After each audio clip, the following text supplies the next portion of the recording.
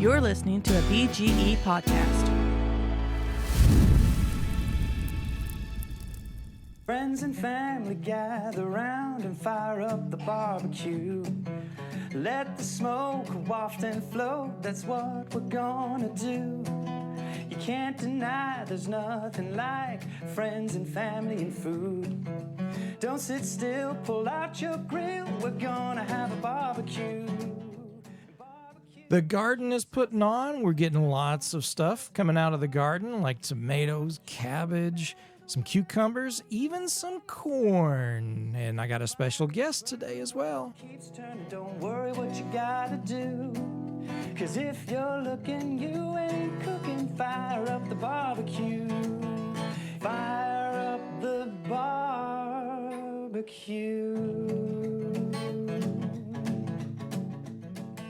Welcome back to the Blind Grilling Experience. My name is Chris Peltz. I am the most interesting griller in the world. And today we have the Mrs. Blind Grilling joining us today. Michelle, how you doing? I'm doing okay. How are you? Yeah, you're doing great. It's good to have you back on with us. It's been a while. Yes, it has been. It's been a long time, in fact. I was thinking you didn't want me back in here again. Oh, no, of course not. But I do think it was season 2. I don't think you've been on this season. I don't know. I just do everything behind the scenes, so. Yeah, that's right, which is a lot. You got the website up and going, which is awesome. Thank you very much. That was quite a few tears. But you do so well through the tears. Oh, man. Yeah, you do awesome. But Thank you. so you and I just had a little bit of a trip down to Branson, Missouri, and we did a little bit of trout fishing. We did. It was a very nice, relaxing couple of days. Yes, it was. Yeah, it was a good getaway. Nice time, and we caught some fish. We did, though you outfished me this time, so we're going to have to go back and have a rematch. Because, well, first of all, that doesn't happen ever. So I'm just like, I'm grinning ear to ear on this one because I don't know that I've ever outfished you. So, and then that was Monday. Tuesday, I just kept up. That was, that was all I could do is just try to keep up. But we actually got a guide on Monday on Lake Taneycomo down in Branson, the Excel Fishing Charters. And the website is excelledfishingcharters.com. Yes. And let's try to remember to put a link to that in the description of the show. Is that the me part of we do yes, that? Okay. Absolutely. Yeah, absolutely. But Blake is the owner-operator of Excel Fishing Charters down in Branson and off of Lake Taneycomo, and he does an amazing job. He's really good, and he has a few blind or visually impaired clients that he takes fishing every year. I've been there twice. I've been out with him twice now, once with my brother-in-law, once with you, Michelle, and we fished differently both times. It's interesting, when me and Richard had gone, when Richard and I had gone. It's like you could hear me cringe over here going, oh, grammar. Oh, man. We were using bobbers, and so he was having to tell me, first of all, make sure my line was tight, which I could do that, but, I did all the casting. That was no big deal, but then he had to watch the bobber for me. And he did. It was great. I mean, I outfished Richard, which I know that's normal, but even with help, I was able to do that. But this time we did a little different. We weren't using bobbers. We were just using jigs. So what did you think? Because you've fished with jigs before, white bass and crappie and things, but this is a little different for you? It was a little different, just because you had just the way you had to keep throwing your line out there and then the specific way that he wanted you to reel it back in. Yeah. Yeah, because you would jerk and then, reel about 2 or 3 times to pick up the slack, jerk again, just a little pop with the wrist and then reel it, to catch up the slack and then keep popping it. And, but we both did. I mean, you say I outfished you, but you did good. I mean, it's not like you didn't catch your limit. Yeah. So, I was going to say, it almost reminded me of the videos that we did with you in Costa Rica with Sarah. Oh yeah. How you guys would reel down and then bring it back up and then reel it back down again. Yeah. Yeah. But that was when the fish was on. Yeah. Yeah. Yeah. So, but this time trying to catch, we were just working that jig a certain way. And we were using well, I know them as doll flies. I think guys, hair tails or something. There's something else people call them, but they're just jigs. I'm used to using them for crappie and things where we would just kind of just drop them off the side of the boat down over a crappie bed, and fish with them that way. But that's what we were using. And yeah, it was so much fun because there was a few times there was a light bite that, you almost couldn't tell they picked it up. Mm-hmm. But for the most part, you could feel it pretty good. So you enjoyed that, though? You like fishing? I do like fishing. I don't know if trout's my favorite thing to go fishing for, but yeah, just because it is such a light, almost a tap on your reel. I like it whenever they try to bend your rod in half. Yeah, because then the fight's on and you got to work for it. Right. Yeah, and that's yeah. I mean, sometimes they do hit hard, and they weren't just hammering it, I guess, that much this past week, but it was still fun. Like I said, we brought home our limit, and hopefully we'll be able to smoke a whole bunch of trout and feed some friends and enjoy. Yeah, I actually really enjoyed just being out on the lake, and then also it was really foggy and just cool in the morning, and it was really nice. Oh yeah, this whole couple of weeks, right? I mean, we've been hitting upper 90s, 100 degrees. It's backed off a little bit to the lower 90s. But Lake Taneycomo down in Branson, there's 3 lakes down there, Bull Shoals, Table Rock, and right between them is Taneycomo, which is really a trout hatchery and a big old trout lake. But its temperature stays in the 50s, the water temp, pretty much year round, right? And so what's awesome is we got up early and we met him down at Lily's Landing on the dock at just about 6 o'clock in the morning. And you have to remember that's early. For you, yeah. For me, yes, because it was my day off. Right. That's true. But it was cold for me because you wimp. I know it. I like the heat, and you like the cold, no doubt. I do. And so, but it was beautiful. And the crazy thing is, we fished until really not that. I mean, just 10 or just after 10 o'clock 10. that morning, and it stayed foggy. It stayed cool. Mm-hmm.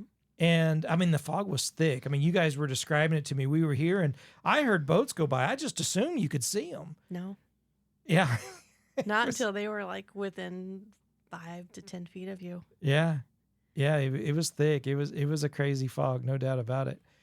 And it stayed that way. I mean, the sun wasn't burning it off, and it was, but it kept it nice and cool. And not until the last 30 minutes that we were out there did we really even feel any sun. Mm-hmm. That fog started to lift, and so it was probably the perfect. It was the perfect day for fishing in the summer. I mean, it turned out to be absolutely beautiful, and the best time, other than maybe somebody was going at night, when the sun was down, which they do, but. I know we wanted to get some fish to bring home to eat. We weren't necessarily going after trophies, but they were still nice, really nice trout. So, I don't care anything about mounting fish on my wall. I want fish in the freezer. Oh yeah, and they don't even. I mean, anymore. Really, they even at that they make replicas, but just with pictures, they have this. They've got this wall of fame, I guess, kind of where. If you catch a certain size of fish, you get your picture and they've measured the trout, whether it's a brown trout or a rainbow. And he said there's a new hybrid kind of brown trout that they put in the lake as well, which I caught one of those, which was pretty cool. But they, over a certain size, you get your photo with the fish up on the Wall of Fame. And they actually this after that night, that evening, Monday night, we were there in the morning. Monday night, I know he was taking some people out fishing. What's really cool is they know when they've caught the same fish, especially the monsters, because apparently Excel Blake had taken some people out about a month ago and caught a 27.5-inch brown, which is a monster. And Monday night, somebody else with a different outfitter caught the very same trout, right? I mean, they compared the pictures and the different markings or whatever, and somebody else, because they are so good about the catch and release with those monsters that, to preserve them for other fishermen, and that was evidence this past week, because somebody else caught the exact same fish and reeled in a monster. It just goes to show not only that they're out there, but how well these outfitters do at taking care of the catch when they know they're going to be releasing them, to live and fight another day, which is really cool. Mm-hmm. And I think that's true with outfitters across whatever species that they're, working with, whether it's, up in Craig, Colorado, when we talked about the antelope and the elk that we went, I didn't go hunting out there, that you hunted out there is, they do whatever needs to be done to take care of the land. Here they would take care of, the waterways to make sure that it's safe for everybody, just to make sure that those animals and those species of animals are going to be there for many years to come for other people to enjoy. Yeah, absolutely. Yeah. And I mean, you think about it, if they didn't, they're ruining their own livelihood. Right. I mean, you get all these nuts out here that are anti-hunting and anti-fishing, and I mean these are these outfitters are taking care of the land, the water, the animals, because I mean that's how they're making a living. So they need to preserve. They need to be conservationists in that sense, and not only do things by the book, but do things for the best interest of the animals themselves and their habitat. So, yeah. But not even just for them and their own livelihood, but because they know for future generations, they want to preserve that land. They want to pass it down to their family, their grandchildren, their great-grandchildren. They really, truly, they're looking beyond themselves. Yeah, absolutely. That is right. All right. Well, another thing that we've got going on that we're going to be talking about is the garden has been putting on. Yes. Mama and Daddy's garden. Oh, man. It has been putting on, and it has been giving us a show, and we're going to be talking about that. KickAshBasket.com for all your grilling accessory needs. Go to KickAshBasket.com and check out their heat-resistant gloves. Check out their charcoal basket management systems to improve your airflow and your ability to manage your temperature of your pit, as well as the Kick Ash can for easy cleanup. Shake that ash and light that fire. Make sure and go to KickAshBasket.com and tell them Blind Grillin' sent you. Hey, I'm Rob Minot. And I'm Ryan Fleury. And we host the AT Banter Podcast, the podcast where we banter about all things disability related. And we have a cowbell. And you're listening to the Blind Grilling Experience. All right, Shell, let's talk about the garden because you've been busy canning already. I want to get to the corn aspect because hopefully we're going to get Bruce Brooks back on here. We started talking about gardening and canning and life gets busy for both of us and for Bruce as well. But you started doing the canning of green beans a few weeks ago, started getting a bunch of those. And I mean, you put up, and we're talking just us because we're not the only ones getting green beans from from your parents' garden. I mean, they're canning, they're giving them to folks at church. They brought them to some folks here at the church with us. You've put up yourself how many quarts? 21. 21 quarts. And do you still have some to put up? No. Okay. All right. So I think they're going to let the rest of it go and then shell them at the end of the season. Gotcha. All right. So we've got 21 quarts of green beans that we've been able to put up. And the cabbage, folks, You ever seen somebody that has like an unproportionate head to their body, meaning like their head is huge and they got a little bitty body? I mean, if you know, this cabbage would be their head. This cabbage is massive. I mean, It's not circular. It's not a sphere. It's oval shaped. Yeah. It's just so big. I mean, bigger than a basketball and a rugby ball. And I don't want to say football because football is much smaller than rugby ball. I mean, it's huge. It is absolutely huge. And we've done half of one. I think we cooked up. Not even half. Well, not even half. Not even half. Yeah. And it made 2 dinners for us. Yeah. It's just so huge. And we have another 2 head of Yeah, we've cabbage got in 2 the more. fridge. That's right. And he brought some to some other folks. I mean, they're giving this stuff away, man. It's just your dad loves doing this though. Yes, and he has been working on this for, goodness, 30 some years, I guess, at least, if not more than that. Yeah, I would say closer to 40 probably, Yeah. but he's And of course, Missouri is known for their clay in their soil, and so it has been a total labor of love for him. He has tilled that ground and gotten up all the clay out of that one big, huge plot of earth he has out there, and brought in topsoil. I think he's got the silt off the Gasconade, yeah. and put that in there, and then has some raised beds. So it has totally been a labor of love. But this is his thing. This is what he loves he's, to do, yeah. This is what he's addicted to. Yeah. Yeah. I mean, he's tried some other things. Let's not mention the other things. And he waited till he was 60. Yeah. Oh my goodness, hang gliding. I know it. I'm like, Anytime he has to be strapped up to an airplane and tugged behind the airplane to get him up in the air, I was like, oh my goodness, my parents are going crazy. That's right, because your mom did it once too. You did the Yes. tandem deal with a Yes. trainer.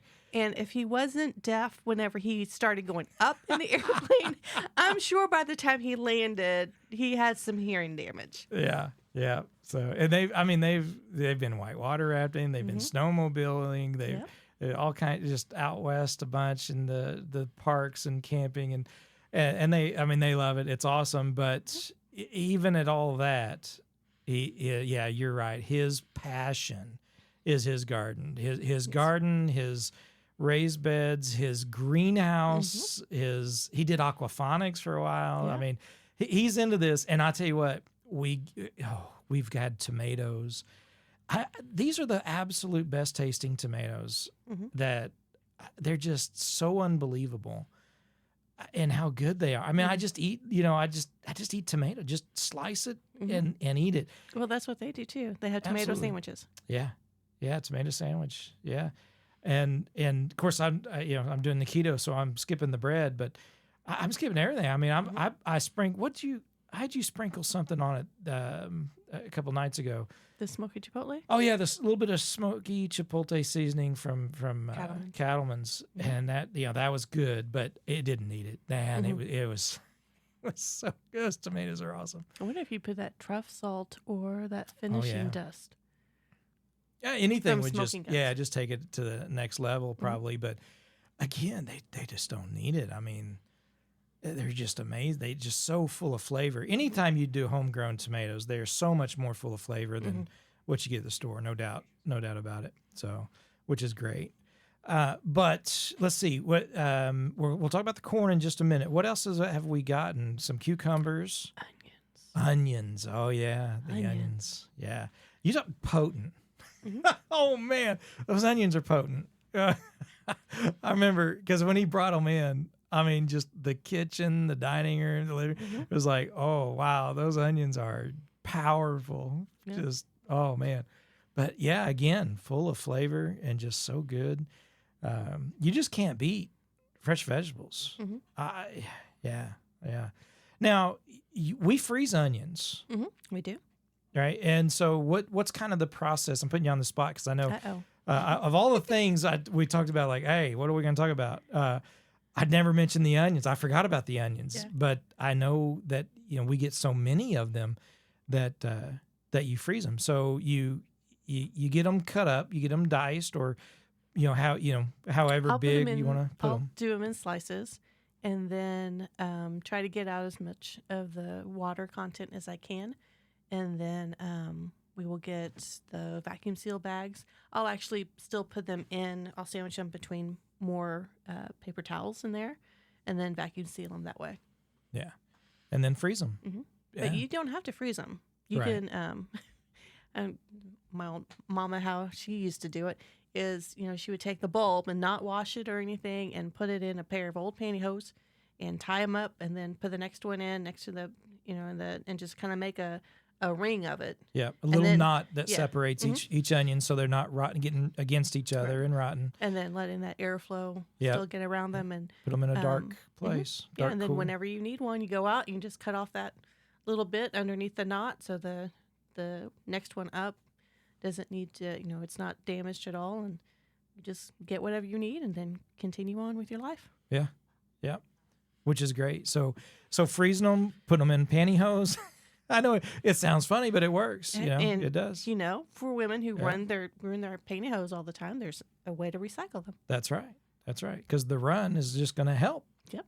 Rather than hurt when it comes to the onion, as long as there's not big enough for it to fall out. Yeah. And there's some other. Radish. You can do other things the same way as well, which is awesome. I think some people do garlic that Yes. way. Either that, or they'll just tie them with the, and you can tie them with the stems. Mm-hmm. You just knot them all together and hang them up. Right. Yeah. Which Just is wanna cool. make sure it's cool and dry and dark. Dark. Yep. That's right. But let's get to the corn. Something else that you love but you can't eat. Yeah, I know it. Which has reduced our surplus, just so you know, because Mom and Daddy are like, well, Chris can't have any, so you don't need as much. And I'm like, I still can eat it. Right. I like it. I know it. Yeah. It's a good thing we feed the college kids on Wednesday nights. So. Yeah, which is really cool because they get, which this helps us out, right? I mean, this is cutting out our, some of our bill, being able to help with them in the garden and reap some of the benefits there because we've got, folks from church that we feed every Wednesday and yeah, they, they get to enjoy some of that as well. And I also we did it and we started this out because we knew that our own kids were growing up and moving out of the house. And we wanted somebody to at least think that somebody would be out there to kind of tuck them under their wing whenever they moved to a different location. And then we got to thinking, well, whenever somebody new or, a college kid, especially, they're away from home, typically for the very first time from Mom and Daddy's, tutelage and their, upbringings like that. And we just wanted to make sure that the parents knew that at least one night of the week, typically two, because we do a lot with them on Sundays. We wanted to make sure that their parents knew that they were going to get a healthy, nutritious meal. A lot of these vegetables right straight from the garden, and it's good conversation and some good morals around them, because you don't always get that out in the world. You don't get that at college. You kind of get this mixed of different thinkings and different ideas. And we wanted the parents of those kids to know that they were having some type of grounding in the middle of their week as well. Yeah, absolutely. Yeah. And it's been good. I mean, it helps them to meet and mingle and get to know some of the other, folks that are their own age that are of like precious faith and encourage one another. And like you said, sometimes it's hard. You miss a home cooked meal and, try to give that to them and help them out when we can, which is awesome. We enjoy doing it and continue. Now, even though our kids are long gone, we continue to do that for the kids that come into Springfield and, are interested. And, we're happy to do that. And it also is, in our tradition, dinner time is tech free.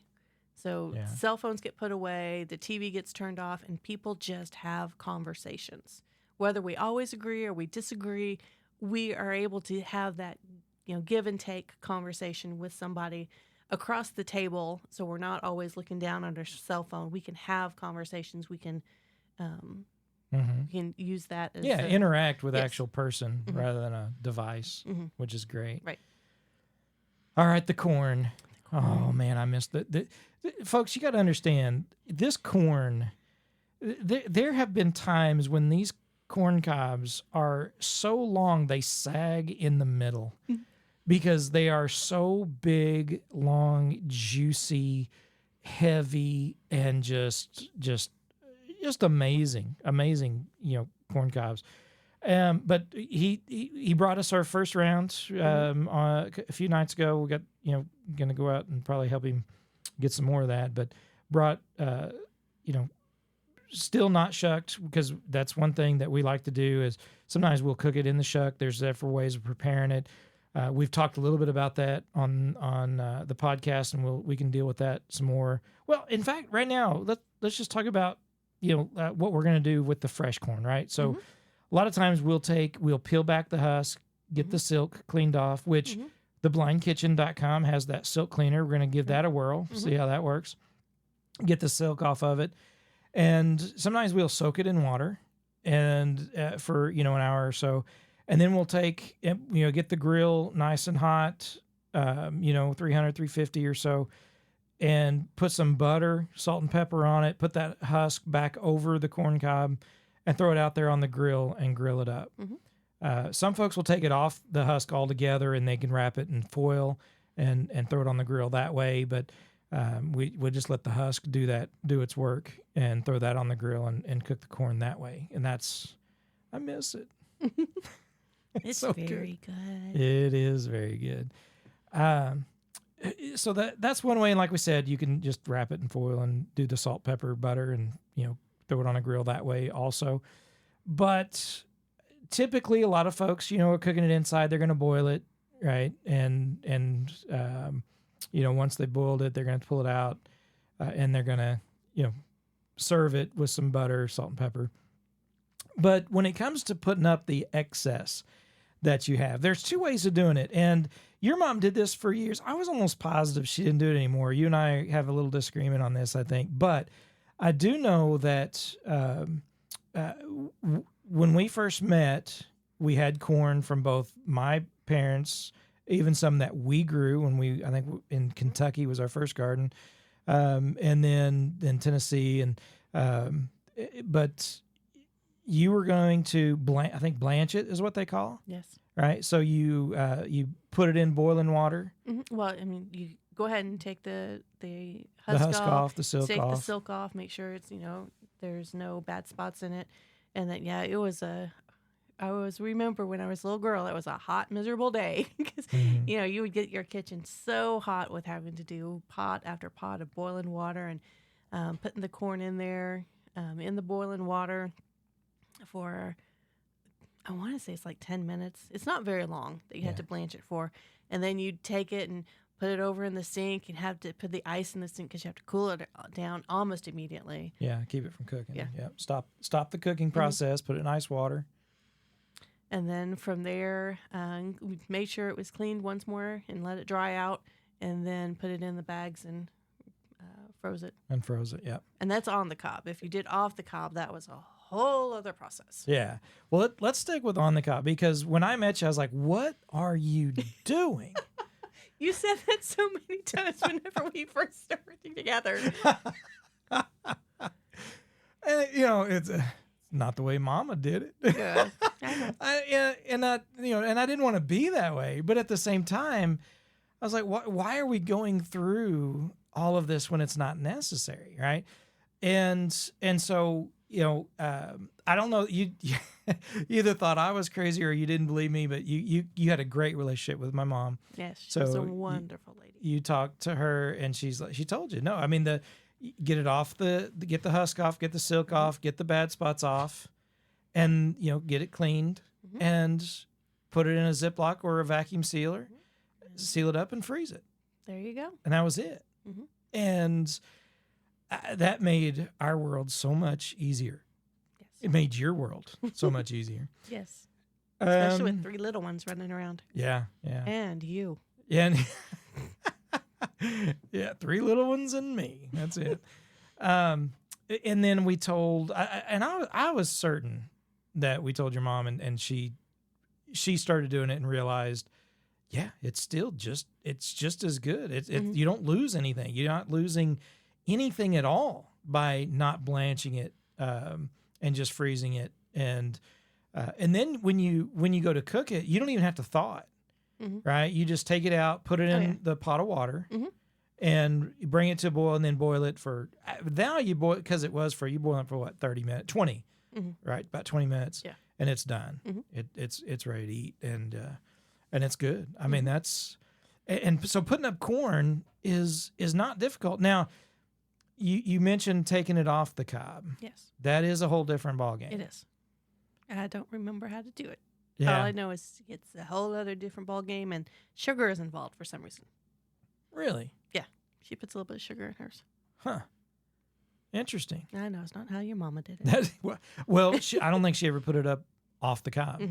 I think if anybody was going to eat it off the cob, it was after it was cooked and before it was served, it would be Just cut taken off. Yeah, taken off then. So it's interesting. Yeah, awesome. So folks, if you've been out there, you got your garden going, you're getting ready to pull some things off, thinking about getting things canned. If you're thinking about the corn, you got some corn coming on. Same with the onions. That you talked about trying to get them a little bit more dry, putting them on some towels or paper towels to dry out, and using that when you vacuum seal them. Okra is the same way, right? Not necessarily the drying aspect, but you wash it, you cut it, and then you put it in a bag. Put it in a bag and put it in the freezer. And put it in the freezer, and the same with the corn. So now there are people who will, whenever, especially with our okra, right before they get ready to put it in the bags, they'll either dust it with cornmeal or something like that, just to help kind of keep it separate. Oh, really? Yeah. Okay. Because once you start cutting it, it starts getting that little slimy thing, and so there'll be people who will dust it with cornmeal, and because typically if you fry it, you're going to put it in some type of cornmeal based batter anyway. And that's the only way we eat it right now. Other than your dad eating it raw. More power to him. Somebody, what was the grilled? That's what we need to try.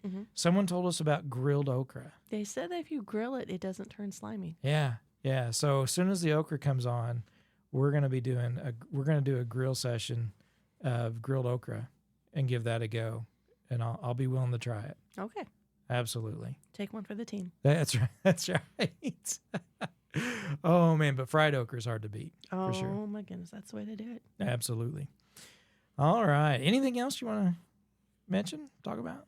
Oh no, I was gonna make sure people know that whenever I outfish you, if you start, it's kind of like whenever we go miniature golfing and you start beating me, I stop telling you where the hole is, right? That's right. Or at least where the windmill is. Whenever you start out fishing me, I just make you think I'm putting a hook on your line. It's just a couple of weights sitting there. Yep, that's it. I'm just casting weights. Sure.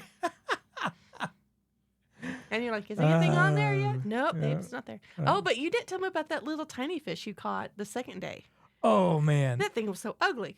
Okay, yeah. So trout fishing. There's this. It's a fish that, it's about 1.5 inches, 2 inches long, right? And it was funny because, and this was really cool. And I do want to mention this. Kenny, hopefully he's a new listener to the podcast. Actually ran into him down at Roaring River while we were fishing down in Roaring River, Missouri, the state park. And he's from Oklahoma, and I was wearing a Blind Grilling t-shirt, and he's like, "Hey, nice shirt," and yeah, appreciate it, thanks. And we started talking and found out he has RP, and several in his family have RP and have lost a lot of vision.